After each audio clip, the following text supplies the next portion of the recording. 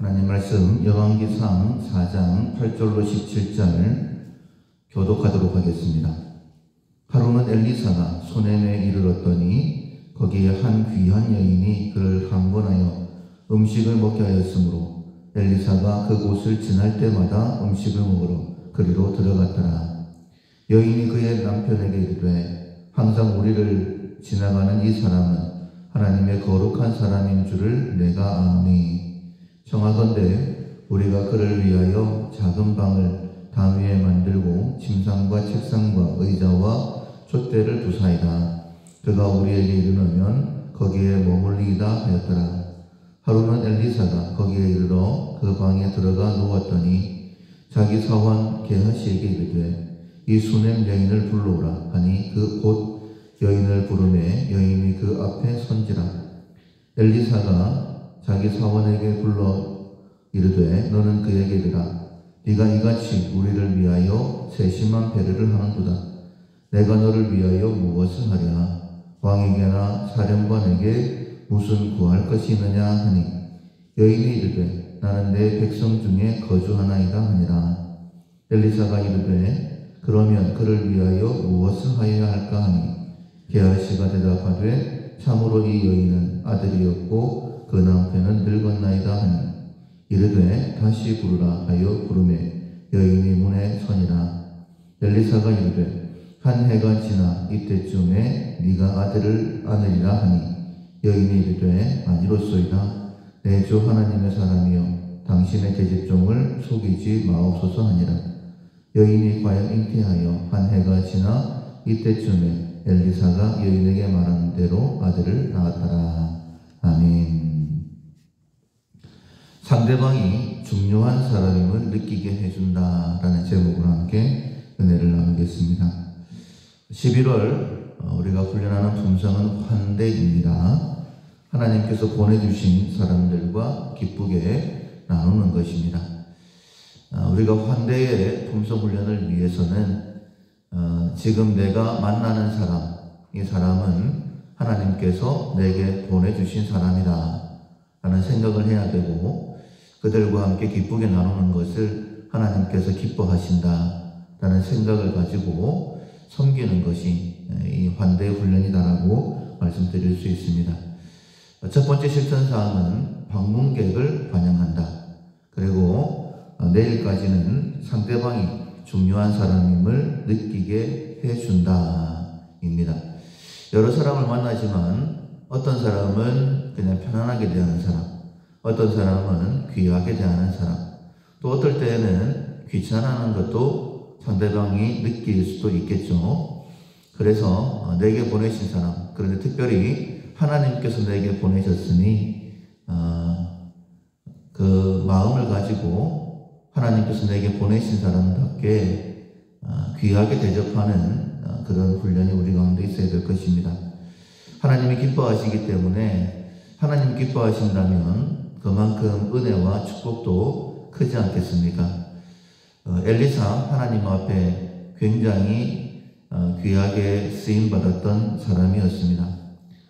엘리사가 여러 지역을 도는 가운데 수넴 지역에 갔을 때에 8절에 보시면 한 귀한 여인이라고 표현되어 있습니다. 귀부인일 수도 있고 또 하나님께서 보실 때에 귀하기 때문에 귀한 여인이다 라고 말씀하셨을 수도 있습니다. 그곳에 엘리사가 지날 때에 하나님의 사람인 줄로 알았어요.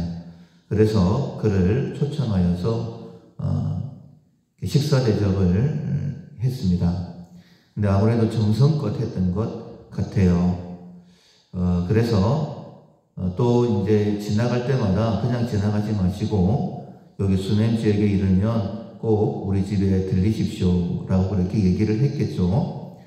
그들의 마음이 진심인 줄로 알았기 때문에 엘리사가 수넴 지역을 지날 때마다 이 여인의 집에 머무르게 됩니다. 식사 대접을 받고.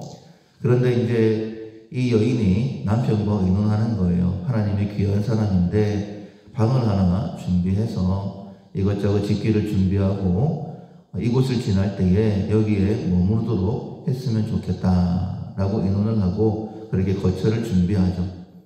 이렇게 이제 수넴 지역에서 이 여인의 집에 머무르는 동안에 침상에 누워있는데 하나님께서 엘리사에게 감동을 주시죠. 이 여인에게 무엇을 해주었으면 좋을까? 그리고 엘리사가 이 여인을 부릅니다. 내가 너에게 무엇을 해주었으면 좋겠느냐? 왕에게나 사령관에게나 해줄 수 있는 것 해줄 테니까 이야기를 해라.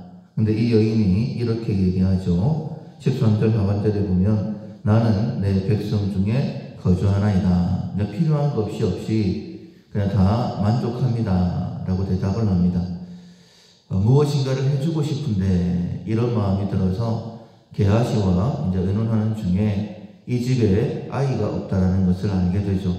그래서 이 여인을 불러서 내년 이맘때쯤에 네가 아들을 낳을 것이다. 아들을 안을 것이다. 라고 이야기를 합니다. 근데 이 여인은 이제 아이가 없었고 남편이 늙었다라고 되어 있어요.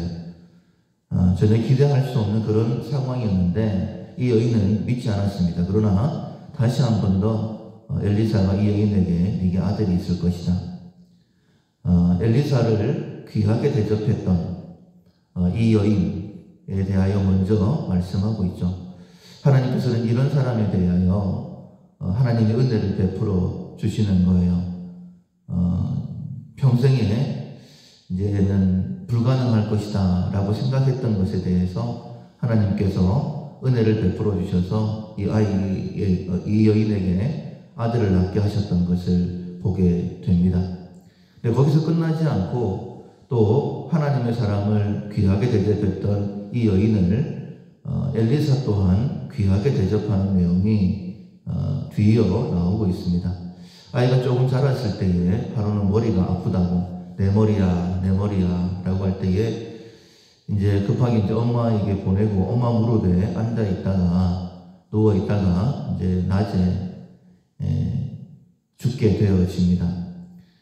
그때에 이 여인이 다른 것 하지 않고 남편에게도 알리지 않고 하나님의 사람 엘리사를 찾아갑니다. 급하게 찾아가게 되어지죠. 그때에 엘리사가 멀리서 보고 이 여인인 줄 압니다. 특별히 보면 25절 중반절에 보면 멀리서 그를 보고 라고 그렇게 말씀하고 있어요. 이것은 관심을 가지고 봤다. 그만큼 관계가 깊다. 이런 의미라고 보시면 될 것 같습니다. 그리고 게하시에게 이야기하죠. 달려가가지고 평안이냐라고 물어봐라. 왜냐하면 그렇게 급하게 달려오는 것을 보면 분명히 문제가 있다는 것 아니겠느냐. 그래서 남편이 평안하냐, 아들이 평안하냐 이렇게 물어보죠. 근데 그 앞에서는 게하시 앞에서는 편안하다라고 얘기했지만은 실상 이야기를 들어보니까 아이가 죽었다라는 것이죠. 그래서 엘리사가 수넴 지역까지 갑니다.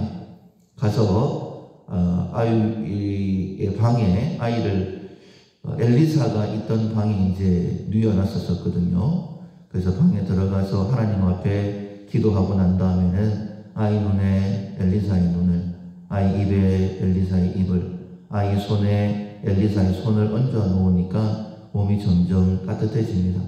또 한 번 그렇게 했을 때에 아이가 7번 재채기하고 살아났다라고 본문은 기록하고 있습니다. 하나님께서 내게 보내신 사람, 수넴 여인에게는 엘리사가 그러했죠. 그리고 엘리사에게는 수넴 여인이 그러했습니다.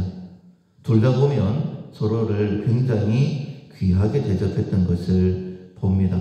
그 가운데 하나님께서 은혜를 베풀어 주셔서 엘리사는 편안하게 사역을 감당할 수 있었고 이 수넴 여인은 아이를 품에 안았을 뿐만 아니라 그 아이가 죽게 되었을 때에 하나님께서 그 생명을 살려주셨던 것을 봅니다.